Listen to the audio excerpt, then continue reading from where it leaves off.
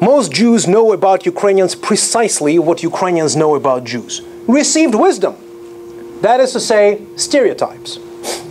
Jews were the lackeys of the Polish Szlachta and magnates and subservient agents of the Bolsheviks. They were behind the Russian Revolution and they were Russian-oriented staunch Ukrainophobes. They may not have masterminded the Holodomor, but some Jews certainly did, and they continue blaming Ukrainians worldwide for the World War II atrocities Ukrainians neither initiated nor carried out.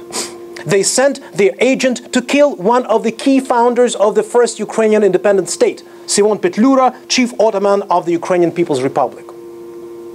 For Jews, in turn, Ukraine was the center of the European bloodlands from the time immemorial. Jewish history in Ukraine was one prolonged pogrom. Ukrainians are Jew haters like nobody else in East Europe, worse than the Poles. They killed Jews en masse during the Cossack rebellions, Haidamak massacres, revolutionary upheavals of the early 20th century, and during the first Ukrainian short-lived political independence.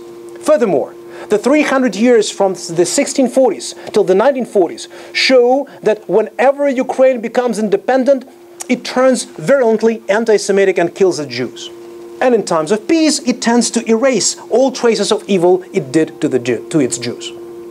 Such stereotypes are passed from generation to generation through oral history, legends, family stories.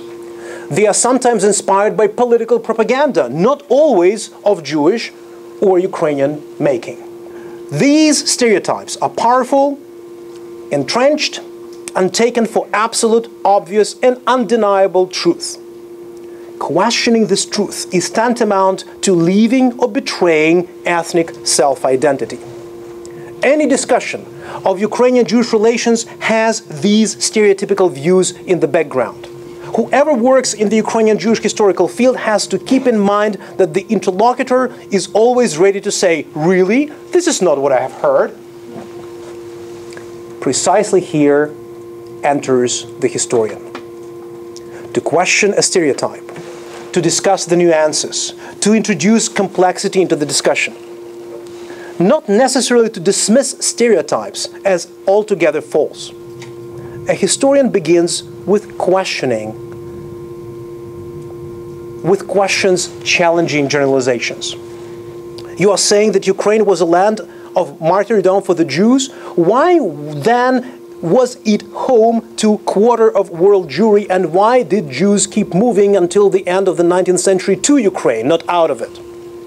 Well, Ukrainian nationalists were allegedly staunch anti-Semites.